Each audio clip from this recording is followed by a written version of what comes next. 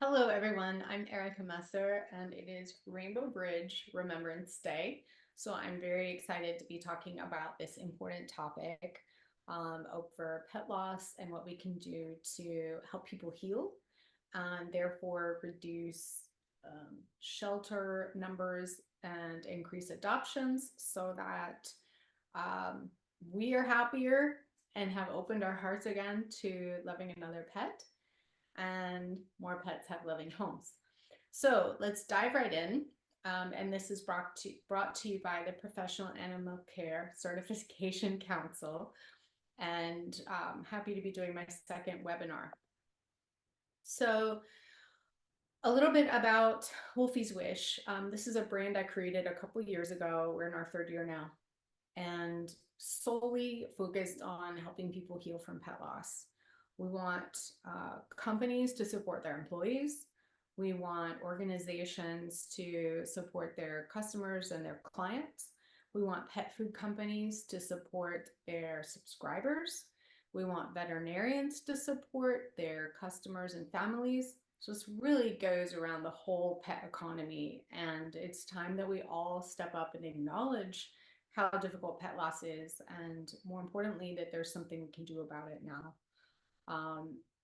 And get back into that later with some of the products and services that we offer, and also tell you about some that my friends offer as well. So I'd like to ask you a question. How long did it take you since you lost a pet to adopt one now, or maybe in the past? We really want to look at what that timeline is like for people. We're getting some statistics and data now on can we shorten that time? Can we provide grief support options and resources for people so that we avoid this last bullet point? I met a waitress not that long ago who said she lost her dog 10 years ago and there's no way she's going to get another one because she can't go through that again. And what a terrible thing to hear. But we understand that. I understand that. I know what that's like, that pain is like. And that's why I created Wolfie's Wish, because Wolfgang, who was my cat, died a very tragic and sudden death. And I lost my mind. And I didn't know if I was okay. I didn't know if I was going to ever be okay. I didn't know who to talk to, who would understand me, and what to do with my grief. I didn't understand why I was having cognitive impairment, depression, uncontrollable crying, feeling like I'd lost my mind. And so when I got professional help and learned that those symptoms were normal, I said, but nobody talks about it. And that's not okay if other people feel this way. I thought I was special. And that's how much we as a society minimize pet loss grief. So we want to shorten the time it takes to adopt another pet, right? And there's no way to rush through the pain of pet loss, okay? I'm not saying that. There's no way to control the way we grieve. The point is that we grieve and we show it and we are actively aware of it and we are working on positive solutions. We're working through the grief and dealing with any trauma around that or loss with professional help and supportive people and supportive organizations. Because when we do this, we know that we will open our hearts again to having another animal to love and be loved. And that's really what this is about today is getting those animals out of the shelters. We know the numbers are up after COVID. Many of them had low numbers during the pandemic. But some people return their pets to the shelters. So we really have to look at, how do we get those numbers down and keep them down? And one of the ways we can do that is by supporting people that are grieving. And right now I have a petition for pet bereavement leave, and Erica Sinner and I are calling on CEOs, HR executives and business leaders to step up and acknowledge pet loss, even if they themselves don't understand it. Their employees are not going to be productive. They're going to take sick time. So why not give them that time anyway? Right. And then beyond that, what about tools to support and facilitate healing? So, I want you to ask yourself, those of you that are watching this, what resources do you have on hand for yourself right now? What resources do you have on hand for your community, your family, your friends, your colleagues? And if the answer is none, that's okay. There's things you can do about that. You can go to wolfieswish.com and bookmark our website in your browser menu. You can go and actually in our resources page, you'll find all of my friends, authors, contributors. You'll find our podcast with many interviews with the pet loss doctor, Dr. Katie Lawler. So we want to just be a hub for you. Some of the things that we offer are grief support kits, and that is our products such as the Wolfie's Wish grieving cards. If you're not familiar with these or you're not sure how they work, it's just a deck of instructions. So these are things you would pull once a day and implement.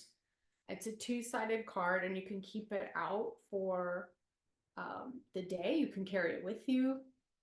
And so these are to give you basically some tools to get through the day, have something positive to focus on. Okay. So this is about implementing self-care and how to do it. Also to acknowledge the loss, but also think about the things that went well. Think about the relationship that you had with your pet, what that felt like, and generate those feelings and redirect our thoughts towards healing, towards happy memories, towards joyful times, because we can always have our pets in our heart, even if they're not here physically. There's also resources for pet loss counselors and bereavement specialists. I myself am one. And we have a private Facebook support group where a colleague of mine is also an admin. So not only do we answer questions, but we post questions and we engage with the community of people there. And we also have a virtual support group that meets twice a month. Saskia Koska, who is my colleague, she has a master's degree and her thesis was on how writing in particular and journaling can help through trauma and grief. And that brings me to the Healing Hearts Pet Loss Journal, which is a book that I designed that has prompts in it every day. And Saskia and many people in the pet industry around the world contributed to it in the form of quotes and words of encouragement on each page. So again, we really want to get these numbers down and open our hearts and our homes again to helping all these little guys that are out there and they just want to be loved and give love. So this is one of our greeting cards, our stationery cards that a veterinarian designed with me, and it's just one of the other things that we offer. And this is the icon for our Facebook group. You can't see it up there at the top, but this is our support group. Right now there's just over 360 members, and you can go on here, you can read what other people post, you can comment. We just ask that you stay positive about it, and we don't want to diminish anyone's grief. You can post pictures of your pet and tell us about them. We love to know who you're honoring by being in the group. And then, as I mentioned, the podcast is something that is also on our resources page. And the podcast has interviews with people on how they dealt with their pet loss grief. So I myself don't have all the answers, but I love to hear coping strategies and mechanisms that other people have used from pet professionals all over. Dr. Katie Lawler was on here. Many veterinarians are on here, as well as people in the pet industry. So that's available on Spotify, on Apple, and iHeartRadio. And if you yourself want to be a guest and contribute, you can message me at the end. I'll give you my email address. And again, this is just showing some of our products. So not only do we have these large size card decks, but I made a pocket size deck so that you can gift it or carry it around discreetly, put it in your purse. And again, these are just daily reminders on focusing and redirecting your thoughts to joy and really getting in touch with your heart. Here's just a couple images of the illustrated deck. And a national chain just picked these up and will be releasing these in October 2024.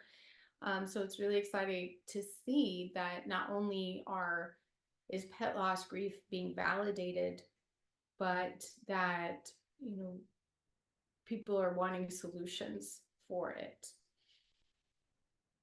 And then today, because it is Rainbow Bridge Remembrance Day, I am doing a book signing tonight, and I wanted to tell you about this new book, which is really short, and it's just 44 pages.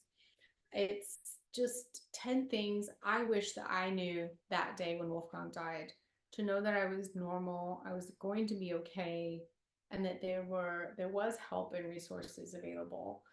And so maybe this is something that speaks to you, or you think would be a great gift.